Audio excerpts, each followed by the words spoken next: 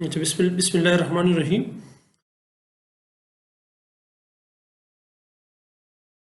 हमारा जो अगला टॉपिक है वो है equation of continuity. Equation of continuity एक मैथमेटिकल रिलेशन है जो किसी पाइप या किसी ट्यूब जिसमें कोई फ्लूइड फ्लो करता है, बहाव करता है, उसके क्रॉस सेक्शन और उस फ्लूइड की जो वेलोसिटी होती है उसके दरमियान हमारे पास एक रिलेशन है।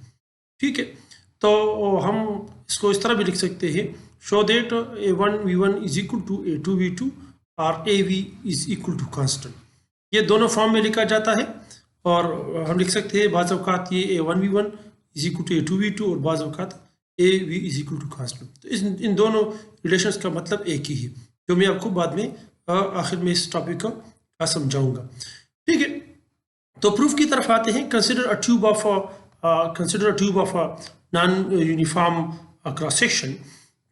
हमारे पास एक ट्यूब है जिसका क्रॉस सेक्शन जो है, जिसका जो डायमीटर है दोनों साइडों का, वो नॉन यूनिफॉर्म का मतलब यह है कि एक साइड सिरे से ये थोड़ा मोटा है, ठीक है, और एक साइड से ये थोड़ा क्या है, थिक है, बारीक है, थिन है, और दूसरी तरफ से क्या है, थिक है। तो इसका साइज कम है, इसका जो क्रॉस सेक्शन एरिया है, जो डायमीटर है, ठीक है, वो क्या है, वो कम है, और दूसरी साइड से जो उसका डायमीटर है वो क्या है, वो ज्यादा है। ठीक है, अब हम इसमें दो लोकेशन लेते हैं, दो जगह लेते हैं। एक को हमने A1 कहा है और दूसरे को हमने 2 कहा है। ये लोकेशन 2 है और ये लोकेशन 1 है।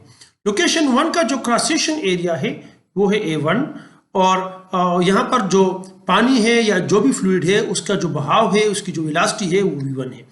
और यहाँ पर जो मास फ्लो करता है, लाजमी बात है कि फ्लूइड है उसका एक मास होगा, वो M1 है। और इस तरह लोकेशन 2 पर जो क्रॉस सेक्शन एरिया है, जो मोटाई है इस पाइप की, इस ट्यूब की जिसमें फ्लूइड फ्लो कर रहा है, वो है A2। और यहाँ पर वेलोसिटी फ्लूइड की जो है वो V2 है, और यहाँ पर जो मास है वो M2 है।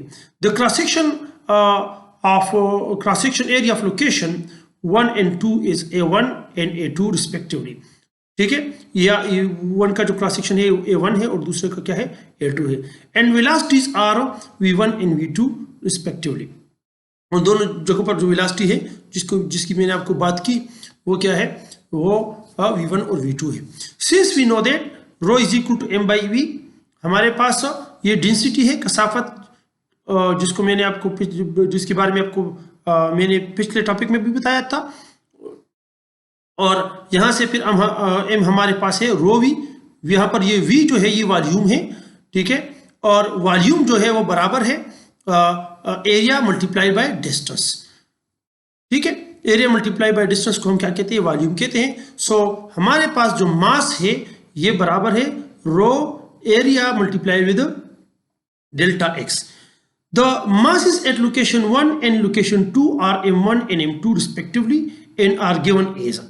ये मास M1 लोकेशन 1 और लोकेशन 2 के पर जो जहाँ पर ये फ्लूइड फ्लो कर रहे हैं वहाँ पर जो मासेस है वो है M1 और M2, जो हमारे पास गिवन है M1 is equal to रो1 A1 और डेल्टा x1। ये ऊपर यहाँ से मैंने लिखे हैं, ठीक है। और यहाँ इस तरह हमारे पास M2 जो है वो है रो2 A2 और delta x2। According to the law of conservation of masses, law of conservation of masses के मुताबिक हमारे पास यहाँ पर जितना मास एंटर होगा इस पाइप में, इस ट्यूब में, उतना ही मास वहाँ पर क्या होगा, इजेक्ट होगा, निकलेगा बाहर। ठीक है, तो मास M1 और M2 दोनों बराबर होने चाहिए। ठीक है, law of conservation of masses है। और M1 की जगह हमने क्या पुट कर दिया है, रो1 A1 और डेल्टा x1, और M2 की जगह हमने रो2 A2 और डेल्टा x2 को क्या कर दिया है, हमने पुट कर दिया है। सो दिस इंप्लाइज रो1 A1 delta x1 is equal to रो2 A2 डेल्टा x2। ठीक है, फॉर इनकम्प्रेसिबल फ्लूइड्स, मतलब ये है कि बास फ्लूइड इस तरह हमारे पास है कि जिसको हम कंप्रेस कर सकते हैं। जिस तरह गैसेज है उसको हम कंप्रेस कर सकते हैं, ठीक है, उसको हम दबा सकते हैं, उसका वॉल्यूम और डेंसिटी हम उसको क्या कर सकते हैं, ज्यादा और कम कर सकते हैं। लेकिन हमारे पास इस तरह भी फ्लूइड्स है, बास फ्लूइड्स है जिसको हम आइडियल फ्लूइड्स कहते हैं, वो इनकम्प्रेसिबल होते हैं। तो उनकी जो डेंसिटी होती है वो क्या होती है, कांस्टेंट होती है। मतलब ये है कि रो 1 और रो 2 जो है वो क्या है, वो इक्वल है और इसको हमने रो के बराबर लिया है। यानी मतलब ये है कि यहाँ पर जो फ्लूइड फ्लो करता है, एंटर होता है, उसकी कसाफत और डेंसिटी, और यहाँ पर जो है लोकेशन 2 1 पर और लोकेशन 2 दोनों पर जो है दोनों की डेंसिटी बराबर होंगे। सो ये रो 1 और रो 2 की जगह हमने रो कर दिया है put up. So rho cancel हो गए और हमारे पास आ गया है, this implies A1 delta x1 is equal to A2 delta x2। ठीक है, अब हम क्या करते हैं कि हम इसको दोनों साइडों को क्या करते हैं, हम डिवाइड करते हैं किस चीज पर, बाय डेल्टा टी।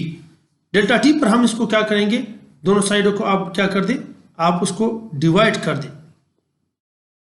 ठीक है, dividing both hand side by delta t, so we have.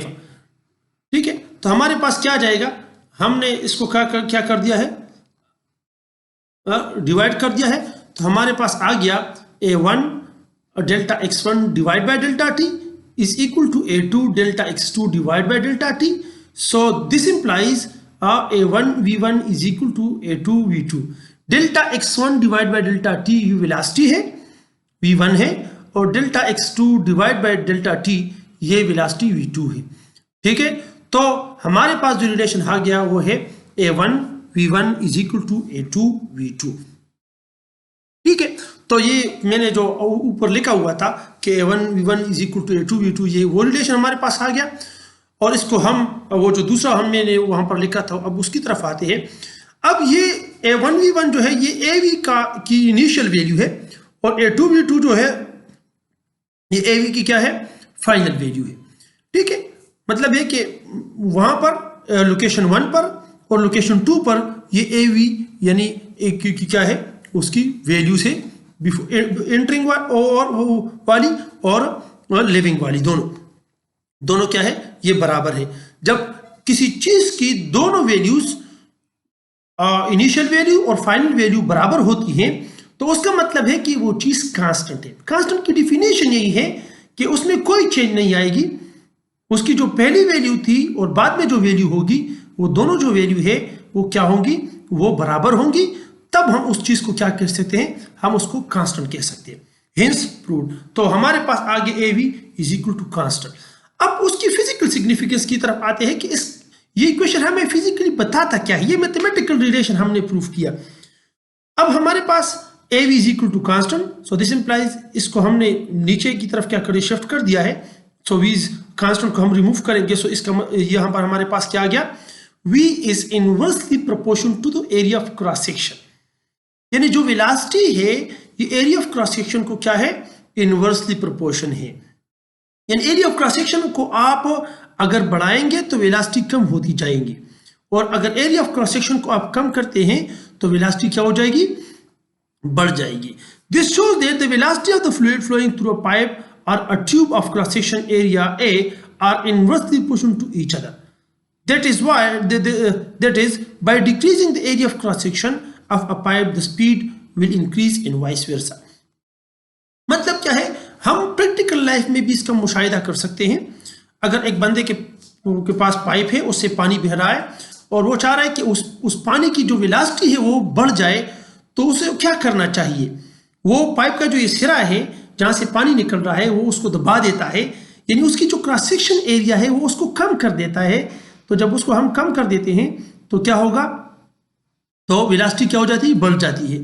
तो याद रखिए कि जितने भी हमारे पास पाइप्स होंगे, उसका अगर कुतर जो है, डायमीटर जो है, एरिया ऑफ क्रॉस सेक्शन जो है अगर कम हो, तो उसमें जो स्पीड है किसी फ्लूइड की, अगर गैस है और अगर लिक्विड्स है, जो भी है, उसमें रफ्तार ज्यादा होगा बनिस्बत उन पाइप के जिसकी एरिया ऑफ क्रॉस सेक्शन क्या होगी, वो क्या होगी, वो कम ज्यादा होगी।